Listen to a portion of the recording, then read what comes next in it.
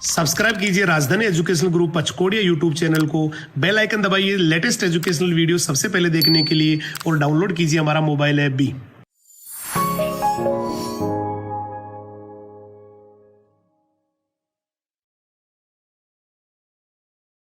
राजधानी वॉरियर्स, जय हिंद जय राजधानी। मैं डॉक्टर रमेश यादव, राजधानी फाउंडा पचकोड़िया जॉब अपडेट जयपुर से। स्टूडेंट्स, हम लोग पढ़ चुके हैं गुणसूत्र की सामान्य जानकारी। कहाँ होते हैं गुणसूत्र, किस तरह के होते हैं, कब इनको स्पष्ट देखा जा सकता है, कहाँ ज्यादा होते हैं, कहाँ कम होते हैं, सबसे कम किसमें होते हैं, सबसे ज्यादा किसमें होते हैं, ये सारा अध्ययन हम कर चुके हैं। और अब हम पढ़ने जा रहे हैं गुणसूत्र की संरचना, स्ट्रक्चर ऑफ द क्रोमोसोम। और ये स्ट्रक्चर जो आपको पढ़ा रहा हूं, ऐसा मेटाफेज में होता है या मेटाफेज अवस्था के गुणसूत्र में ये वाली स्ट्रक्चर मिलती है। वैसे भी गुणसूत्रों को स्पष्ट कब देखा जा सकता है? मेटाफेज अवस्था में। गुणसूत्र की आकारी का अध्ययन कब किया जाता है? मेटाफेज अवस्था में। तो हम पढ़ रहे हैं गुणसूत्र का structure, structure of the chromosome या गुणसूत्र की संरचना। गुणसूत्र की बाह्य झिल्ली पेलिकल कहलाती है। ये जो झिल्ली आपको दिख रही है, ये तीन आपको डायग्राम दिख रहे हैं, 1 2 3, ये तीनों ही क्रोमोसोम के हैं। ये हम इसको थोड़ा ज्यादा बड़ा देख रहे हैं, इसको थोड़ा सा छोटा करके देख रहे हैं, इसको सीधा करके देख रहे हैं। तो एक ही बात है, आप इनमें से किसी एक को समझ लेना। ये नहीं भाई गुणसूत्र 1 2 3 नहीं, एक ही है, इनको अलग अलग एंगल से लिया हुआ है। तो सबसे पहले गुणसूत्र की बाह्य झिल्ली कहलाती है पेलिकल। हम इसको गीत के रूप में याद करेंगे। गुणसूत्र की बाह्य झिल्ली पेलिकल, अंदर का तरल मैट्रिक्स होवे। गुणसूत्र की बाह्य झिल्ली पेलिकल, अंदर का तरल मैट्रिक्स होवे। दो अर्ध गुणसूत्र क्रोमेटिड, क्रोमेटिड में छड़ जैसे क्रोमोनीमा। दो अर्ध गुणसूत्र क्रोमेटिड, क्रोमेटिड में छड़ जैसे क्रोमोनीमा। तो गुणसूत्र की बाह्य झिल्ली पेलिकल कहलाती है। अंदर भरा हुआ तरल मैट्रिक्स कहलाता है, प्रोटीन में तरल होता है। और प्रत्येक गुणसूत्र दो अर्ध गुणसूत्रों से मिलकर बना हुआ है। ये कौन हो गए? दो अर्ध गुणसूत्र। और अर्ध गुणसूत्र के लिए क्या शब्द काम में लेते हैं? क्रोमेटिड। क्या शब्द काम में लेते हैं? क्रोमेटिड। क्रोमेटिड फिर छड़ जैसी रचनाओं से मिलकर बना हुआ है। देखिए इस गुणसूत्र में देखिए, ये पूरा क्या, ये जो आपको दिख रहा है पूरा ये जो लिपटा हुआ है, ये क्रोमेटिड है। ये कौन है? अर्ध गुणसूत्र या क्रोमेटिड। जो आपको व्हाइट व्हाइट दिख रहा है अंदर की ओर, ये क्रोमेटिड है। लेकिन इस क्रोमेटिड को आप ध्यान से देखें, इस क्रोमेटिड को अगर आप ध्यान से देखें तो इसमें देखो फिर दो छड़ जैसी रचनाएं अंदर दिख रही है। दो छड़ जैसी रचनाएं, देखिए दो छड़ जैसी, इनको बोलते हैं क्रोमोनीमा। तो फिर शुरू करते हैं। गुणसूत्र की बाह्य झिल्ली पेलिकल, अंदर का तरल मैट्रिक्स होवी। दो अर्ध गुणसूत्र क्रोमेटिड, छड़ जैसी रचना क्रोमोनीमा। छड़ जैसी रचना क्रोमोनीमा। क्रोमोनीमा पर मिलती कण जैसी रचना, क्रोमोनीमा पर मिलती कण जैसी रचना क्रोमोमियर्स कहलाती है। बिरारे क्रोमोमियर्स कहलाती है। तो ये जो क्रोमेटिड है, क्रोमेटिड के अंदर छड़ जैसी रचनाएं कौन है? क्रोमोनीमा।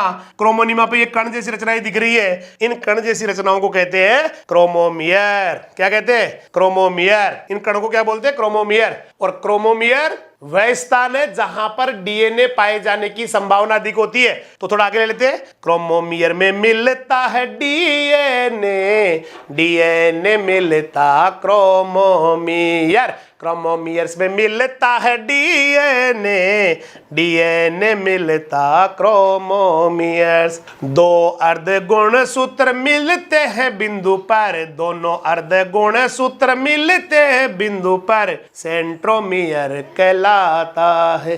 बिरारे सेंट्रोमियर कहलाता। जिस बिंदु पर दोनों क्रोमेटिड या अर्ध गुणसूत्र मिलते हैं उसको सेंट्रोमियर कहते हैं। सेंट्रोमियर पर मिलता संकीर्ण, सेंट्रोमियर पर मिलता संकीर्णन प्राथमिक संकीर्णन कहलावे, प्राइमरी कॉन्स्ट्रिक्शन कहलावे। देखिए जहां पर सेंट्रोमियर गुणसूत्र बिंदु है, वहां पर गुणसूत्र बाकी बजाय पिचका हुआ है, संकीर्णित है, कॉन्स्ट्रिक्टेड है, तो इसको बोलेंगे प्राइमरी कॉन्स्ट्रिक्शन। और प्राइमरी कॉन्स्ट्रिक्शन कहां मिल रहा है? सेंट्रोमियर पर। तो सेंट्रोमियर क्या हो गया? प्राथमिक संकीर्णन हो गया। दोनों अर्ध गुणसूत्र मिलते एक बिंदु पर सेंट्रोमियर कहलाता है। सेंट्रोमियर पर मिलता संकीर्णन प्राथमिक संकीर्णन कहलावे। बिरारे प्राथमिक संकीर्णन कहलावे। सेंट्रोमियर के अलावा मिलता संकीर्णन द्वितीयक संकीर्णन कहलावे। सेंट्रोमियर के अलावा मिलता संकीर्णन द्वितीयक संकीर्णन कहलावे। प्राथमिक संकीर्णन पर काइनेटोकोर द्वितीयक संकीर्णन पर मिलता है नोर, द्वितीयक संकीर्णन पर मिलता है नोर। स्टूडेंट्स, प्राथमिक संकीर्णन पे दो डिस्क लगी रहती है, उन डिस्क को बोलते हैं काइनेटोकोर। क्या बोलते हैं? काइनेटोकोर। और ये काइनेटोकोर क्या काम आते हैं? जब कोशिका विभाजन हो रहा होगा और तर्कु तंतु निकल के ध्रुवों से आएंगे तो वो आके किससे जुड़ जाएंगे? वो आके काइनेटोकोर प्लेट जुड़ जाते हैं। तो सेंट्रोमियर पर मिलता काइनेटोकोर द्वितीयक संकीर्णन पर मिलता है नोर। नोर क्या होता है? नोर होता है न्यूक्लियोलर ऑर्गेनाइजिंग रीजन, जहां पर क्या लगी रहती है? केंद्रिका लगी रहती है। और केंद्रिका यहां पर क्या बनाती है? आरआरएनए। NOR का पूरा नाम क्या होता है? न्यूक्लियोलर। न्यूक्लियोलस क्या होती है? केंद्रिका। तो न्यूक्लियोलर ऑर्गेनाइजर रीजन। रीजन क्या होता है? क्षेत्र। तो जहां पर केंद्रिका संलग्न रहती है, ऑर्गेनाइज रहती है, वो नोर कहलाता है। तो प्राथमिक संकीर्णन पर काइनेटोकोर द्वितीयक संकीर्णन पर मिलता है नोर। और नोर पे क्या लगी रहती है? केंद्रिका। और यहां पर क्या होता है? आरआरएनए का निर्माण होता है। गुणसूत्र के दोनों किनारे टीलोमियर, गुणसूत्र के सिरे टीलोमियर, टीलोमियर पर मिलता है टीलोमेरिक डीएनए, टीलोमेरिक पर मिलता है टीलोमेरिक डीएनए और टीलोमेरेज एंजाइम। तो एक बार फिर से पूरे को लेते साथ। गुणसूत्र की बाएं झिल्ली पेलिकल, अंदर का तरल मैट्रिक्स होवी, दो अर्ध गुणसूत्र क्रोमेटिड, क्रोमेटिड में छड़ जैसे क्रोमोनीमा, क्रोमोनीमा या क्रोमोनिमेटा, तो छड़ जैसे क्रोमोनीमा, दोनों क्रोमेटिड मिलते एक बिंदु पर सेंट्रोमियर कहलाता है। बिरारे गुणसूत्र बिंदु कहलाता है। सेंट्रोमियर पर मिलता संकीर्णन प्राथमिक संकीर्णन कहलावे। रे प्राथमिक संकीर्णन कहलावे। सेंट्रोमियर के अलावा मिलता संकीर्णन द्वितीयक संकीर्णन कहलावे। बिरारे द्वितीयक संकीर्णन कहलावे। प्राथमिक संकीर्णन पर काइनेटोकोर द्वितीयक संकीर्णन पर मिलती है नोर। प्राथमिक संकीर्णन पर काइनेटोकोर द्वितीयक संकीर्णन पर मिलती है नोर। क्रोमोटिड में छड़ जैसा क्रोमोनीमा, क्रोमोनीमा पर कण जैसे क्रोमोमियर, क्रोमोमियर में मिलता डीएनए, डीएनए मिलता क्रोमोमियर। गुणसूत्र के सिरे टीलोमियर, टीलोमियर पर मिलता है टीलोमेरिक डीएनए, टीलोमियर पर मिलता है टीलोमेरेज एंजाइम। तो ये गुणसूत्र की बेसिक संरचना है। एक बार फिर से देखिए, बाह्य झिल्ली पेलिकल, अंदर भरा हुआ तरल मैट्रिक्स, दो अर्ध गुणसूत्र क्रोमेटिड, क्रोमेटिड में दो छड़े क्रोमोनीमा, क्रोमोनीमा पे कण जैसी रचना क्रोमोमियर्स, क्रोमोमियर्स में पाया जाता है डीएनए और दोनों अर्ध गुणसूत्र एक बिंदु पे जुड़ते हैं, मिलते हैं, उसको कहते हैं सेंट्रोमियर। सेंट्रोमियर पाया जाने वाला संकीर्णन प्राथमिक संकीर्णन। सेंट्रोमियर के अलावा कहीं संकीर्णन मिल गया तो द्वितीयक संकीर्णन, और द्वितीयक संकीर्णन में मिलती है नोर, न्यूक्लियोलर ऑर्गेनाइजर रीजन, मतलब एक स्थान जहां पे केंद्रिका लगी रहती है, जहां पे आरआरएनए बनता है। और प्राथमिक संकीर्णन में दो डिस्क जैसी प्लेटें मिलती है, काइनेटोकोर कहलाती है। क्या कहलाती है? काइनेटोकोर। गुणसूत्र के दोनों सिरे कहलाते हैं टीलोमियर। टीलोमियर पर क्या मिलता है? टीलोमेरेज एंजाइम या टीलोमेरिक डीएनए। तो टीलोमेरिक डीएनए होता है जिसको निर्माण कौन करता है? टीलोमेरेज एंजाइम। द्वितीयक संकीर्णन के आगे गोल गुंडी नुमा भाग, द्वितीयक संकीर्णन के आगे गोल गुंडी नुमा भाग सैटेलाइट कहलाता है। बिरारे ट्राबेंट भी कहला। द्वितीयक संकीर्णन के आगे जो गुंडी सी दिख रही है, ये गुंडी कहलाती है सैटेलाइट। और जिन गुणसूत्रों में सैटेलाइट होता है उनको बोलते हैं सेट क्रोमोसोम या सेट गुणसूत्र। सेट का मतलब साइन एसिड थाइमो न्यूक्लियो निको, अभी आ जाएगा साइन एसिड थाइमो न्यूक्लियो निको। तो आप किसी को भी देख लीजिए, ये सारा गुणसूत्र की संरचना है। अब पूरे को एक एक को लेते हैं। सबसे पहले पेलिकल। क्या था पेलिकल? ये बाहर की झिल्ली थी। तो ये बाह्यतम या गुणसूत्र का पतला प्रोटीनी आवरण क्या कहलाता है? पेलिकल। तो गुणसूत्र की बाह्य झिल्ली पेली पेलिकल पतला प्रोटीनीय आवरण होवे रे। फिर अंदर का तरल मैट्रिक्स, अंदर बड़ा तरल क्या कहलाएगा? मैट्रिक्स। यह आधारी पदार्थ होता है, मतलब बेसिक मटेरियल होता है। इस मैट्रिक्स में क्या क्या होता है अंदर भरे में? एंजाइम मिलेंगे, जल मिलेगा, खनिज मिलेंगे, प्रोटीन मिलेगी। मैट्रिक्स में एंजाइम मिलेंगे, खनिज मिलेंगे, जल मिलेंगे, प्रोटीन मिलेंगे मैट्रिक्स में। तो बाहर वाली झिल्ली क्या होगी? पेलिकल। अंदर का तरल क्या हो गया? मैट्रिक्स। मैट्रिक्स में क्या क्या मिलता है? एंजाइम्स, खनिज लवण, प्रोटीन और जल। क्रोमेटिड, क्रोमेटिड क्या हो गए? इनको हिंदी में बोलते हैं अर्ध गुणसूत्र। क्रोमेटिड क्या बोलते हैं? अर्ध गुणसूत्र। तो मेटाफेज अवस्था में प्रत्येक गुणसूत्र में दो बेलनाकार संरचनाएं दिख रही है। ये एक बेलनाकार संरचना, ये दूसरी बेलनाकार संरचना। इनको दोनों क्या बोलेंगे? क्रोमेटिड। इनको बोलते हैं दोनों को क्रोमेटिड। और दोनों सिस्टर क्रोमेटिड है। सिस्टर क्यों है? क्योंकि एक ही गुणसूत्र की है। अगर इसकी और एक दूसरा गुणसूत्र की बात करें तो वो दोनों क्रोमेटिड आपस में क्या हो जाएगी? Non sister. तो ये सिस्टर क्रोमेटिड या लंबवत अर्ध गुणसूत्र सेंट्रोमियर से जुड़े रहते हैं। इनको जोड़ने वाला कौन? सेंट्रोमियर। याद है आपको? दोनों अर्ध गुणसूत्र मिलते एक बिंदु पर सेंट्रोमियर कहलाता है। बिरारे गुणसूत्र बिंदु कहला। ये क्रोमोसोम एकल क्रोमेटिड वाली भी हो सकता है। एकल कैसे? ऐसे भी क्रोमोसोम मिलेंगे, जैसे आप एनाफेज पढ़ रहे हैं। एनाफेज में सेंट्रोमियर यहां से टूट जाता है, तो टूटते एक क्रोमेटिड अलग, दूसरा क्रोमेटिड अलग। तो एकल क्रोमेटिड वाले गुणसूत्र मिलेंगे एनाफेज या टेलोफेज में। एनाफेज में बढ़ेंगे, टेलोफेज में भी रहेंगे। ऐसे दो वाले मिलेंगे। दो वाले कब मिलेंगे? मेटाफेज में। ये गुणसूत्र कौन सी अवस्था है? इसमें दो, एक ही गुणसूत्र में दोनों क्रोमेटिड साथ साथ है, मेटाफेज अवस्था में। अब आगे क्रोमोनिमा या क्रोमोनिमेटा। सिंगुलर तो क्या हो जाएगा? एक वचन तो क्रोमोनिमेटा, और प्लूरल क्या हो गया? क्रोमोनिमा। क्या है क्रोमोनिमा? अभी जो क्रोमेटिड देख रहे थे अपन, ये एक पूरी छड़ है, ये क्रोमेटिड अर्ध गुणसूत्र थी। लेकिन इनको गौर से देखे तो अंदर की ओर देखो, फिर ये दो छड़ों से मिलकर बना हुआ है। दिख रहा होगा ध्यान से देखने पे, किससे बना हुआ है? दो छड़ों से। उन दोनों छड़ों को बोलते हैं क्रोमोनिमा। तो प्रत्येक अर्ध गुणसूत्र या क्रोमेटिड छड़ जैसी कुंडलित रचनाओं से मिलकर बना होता है। उन रचनाओं को बोलते हैं क्रोमोनिमा, और एक वचन होता है क्रोमोनिमेटा। ये एक महत्वपूर्ण आनुवांशिक अत्यधिक कुंडलित धागे होते हैं जो गुणसूत्र या क्रोमेटिड की संपूर्ण लंबाई में फैले होते हैं। ये जो गुणसूत्र है उसकी लंबाई में धागे से आपको दिख रहे हैं दो धागे, यही क्रोमेटिड है। ये क्रोमोनिमा कहलाता है, एक वचन क्रोमेटिड है, और ये मैट्रिक्स में धसे रहते हैं। क्रोमेटिड में होवे छड़ जैसी रचना और धागे जैसी रचना क्रोमोनिमा कहलाती है। क्या कहलाती है? क्रोमोनिमा। क्रोमोनिमा या क्रोमोनिमेटा ये हिस्टोन युक्त डीएनए के एकल धागे होते हैं। मतलब किसके बने हुए? क्रोमोनिमा या धागे जो अर्धगुणसूत्र में दिख रहे हैं, ये बने हुए हिस्टोन प्रोटीन और डीएनए से। कभी कभी क्रोमोनिमा पर दाने जैसी रचना कहलाती है क्रोमोमियर। इनके ऊपर दाने मिलेंगे, कहलाते हैं क्रोमोमियर, दाने जैसी रच। तो क्रोमोनिमा पर दाने जैसी रचना कहलाती है क्रोमोमियर्स। इस वाले डायग्राम में और भी अच्छा दिख रहा है क्रोमोमियर्स, ये दाने दिख रहे हैं आपको अलग से निकले, ये कहलाते हैं क्रोमोमियर्स। कैसे पढ़ा था?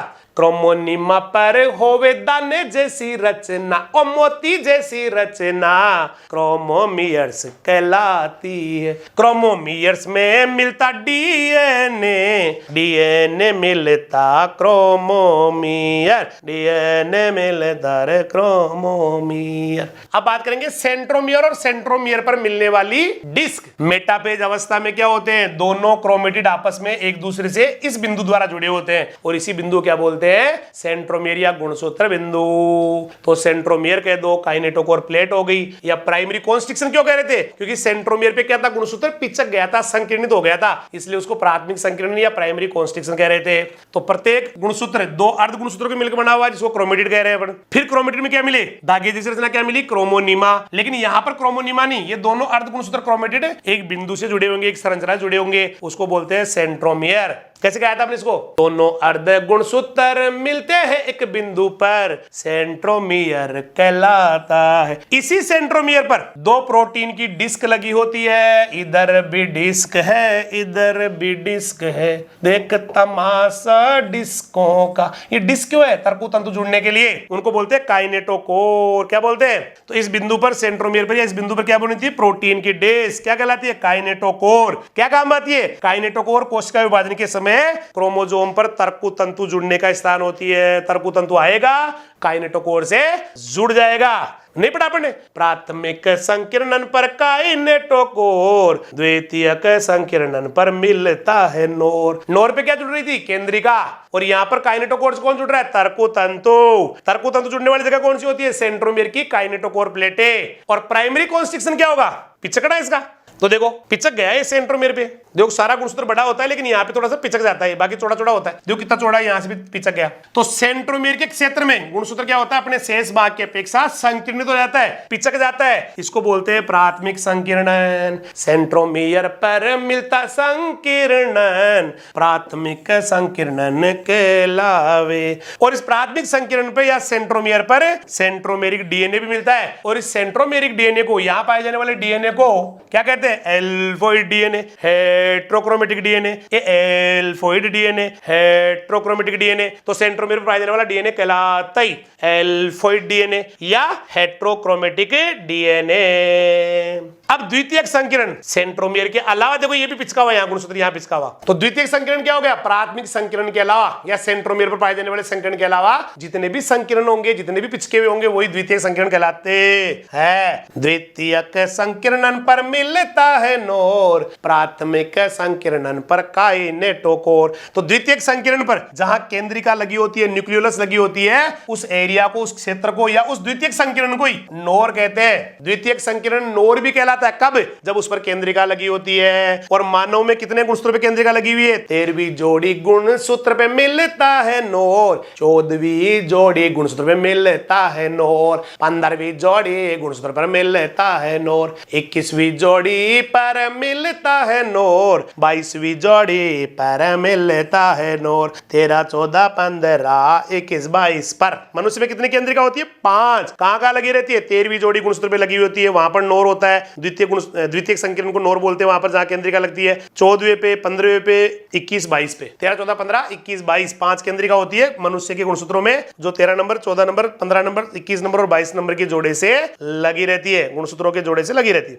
सैटेलाइट, जानते हो सैटेलाइट, द्वितीयक संकीर्ण के आगे गोल गुंडी नुमा भाग। देखो देखो देखो, द्वितीयक संकीर्ण जहां आया ना, उसके आगे गुंडी सी आ गई है, इसी को बोलते हैं सैटेलाइट। ऐसे गुणसूत्र पाया जाता है जिनमें द्वितीयक संकीर्ण होता है, संकुचन मतलब संकीर्णन, ये गोलाकार होता है सैटेलाइट, और द्वितीयक संकुचन के थोड़ा सा नीचे पाया जाता है। और जिन गुणसूत्रों में सैटेलाइट पाया जाता है उनको सेट गुणसूत्र कहते हैं, एसेटिक क्रोमोसोम कहते हैं, सेट गुणसूत्र कहते हैं, एसेटिक क्रोम। सेट का पूरा नाम साइन एसिड थाइमोन्यूक्लियोनिको, साइन एसिड थाइमोन्यूक्लियोनिको, साइन एसिड थाइमोन्यूक्लियोनिको। तो समझ में आ गया, आता है क्लियर। अब आगे टीलोमियर्स। टीलोमियर्स किसे कहेंगे, गुणसूत्र के एक सिरे को, ये फाइनल जो सिरा है ये टीलोमियर, ये इधर वाला सिरा भी टीलोमियर। तो गुणसूत्र के जो एंड है, छोर है, सिरे हैं, उन्हीं को टीलोमियर्स कहते हैं। और टीलोमियर में क्या मिलता है, डीएनए मिलता है, जिसमें ग्वानिन क्षारक ज्यादा होता है। ग्वानिन क्षारक की अधिकता वाला क्या मिलता है, डीएनए। और एक एंजाइम मिलता है